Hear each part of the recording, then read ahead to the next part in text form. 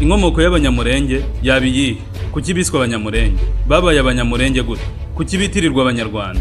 Agakomeza agira ati ibyo byose byaba bifite iyihe nkomoko, ko nawe ukomangira ubusa cyangwa se ngavugiriza induru ubusa. Bwana Sanzabera kimwe n'abandi benshi bahuriza ko abanyamurenge baba bafite inkomoko mu Rwanda ho mu karere ka Gasabo, aha mu mujyi wa Kigali. Bivugwa ko ariho bari batuye mbere yo kwerekeza muri Kongo. Aha wahita wibaza, ese abanyamurenge baba barageze muri Kongo gute kandi ryari? Uyu mushakashatsi nk'uko abyivugira asubiza iki kibazo agira abanyamurenge batangiye kujya muri Kongo mu mwaka w'igihumbi 1499 ubwo bene Yuhi Gahima basubiranagamo bapfa ubutegetsi. Ese na Ndahiro bari Bamara na Juru, aba bashakaga kwambura ingoma Ndahiro Cyamatare ngo babe aribo bategeka u Rwanda rw'icyo gihe.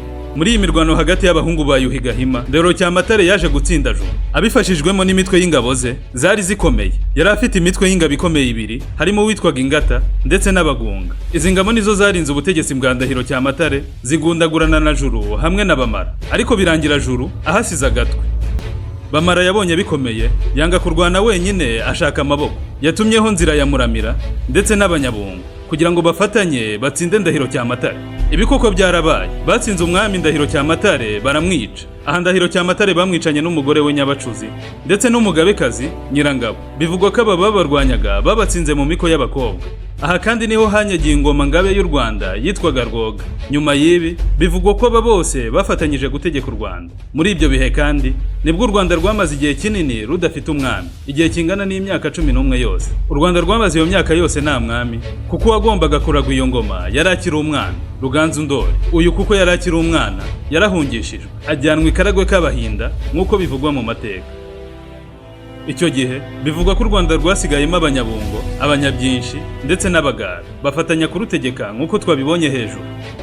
Nk'uko bivugwa mu mateka, ahasaga mu 1510 nibwo Ruganzu Ndoli yabundutse. Kubunduka ni nko guhunguka k'umwami agaruka mu Rwanda. Umwami Ruganzu Ndoli yagarutse mu Rwanda ashaka kwihorera ku buryo bukomeye cyane, ku bari baramwiciye umubyeyi ndetse bakanatuma n'u Rwanda ruba umusaka. Umwami mu kwihimura kwe yahereye ku Banyabyinshi, aba bakaba mu nzu yo mu Banyiginya, ariko bakomoka kuri Byinshi bya Bamara. Aba nibo Ruganzu Ndoli yabanje kwigirizaho nkana, arabahambiriza birukana mu Rwanda. Aba Banyabyinshi kubera bafatanyije n'Abanyabungo guhirika Cyamatare ku butegetsi, bikarangira bamwishe, bahise bambuka Ikivu bajya gutura mu bice bya Kongo harimo na Murenge, aho bari bizeye umutekano wabo hafi n'Abanyabungo. Bivugwa ko Abanyamurenge ari naho bakwira izina ryo kwitwa Abanyamurenge. Bivuze ko Abanyamurenge bakomoka kuri Byinshi bya Bamara, bakaba ibikomangoma byari bikomeye cyane ku ngoma y'u Rwanda. Kubera iyo mpamvu yuko bari ibikomangoma rero, bari barivanze n'andi moko menshi kubera gushakana nabo.